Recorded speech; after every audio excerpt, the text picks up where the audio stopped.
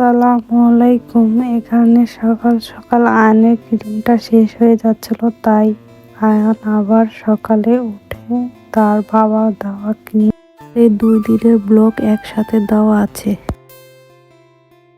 আবার আমরা রাতে ভাত মাখাবো আজকে, অনেক দিন পর খেলাম। এই ভাত মাখাটা আমার কাছে অনেক ভালো লাগে, তাই খাচ্ছিলাম। এখানে আবার একটা ডিম ভেজে নিলাম আমি মোটা করে, 2টা ডিম একসাথে ভেজে আমি অর্ধেক নিয়েছিলাম, আমার জারকে অর্ধেক দিচ্ছিলাম।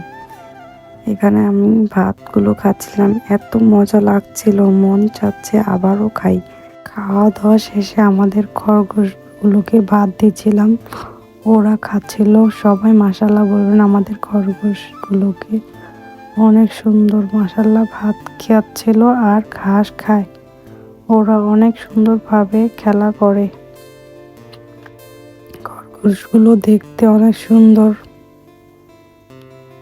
এখানে আমি আবার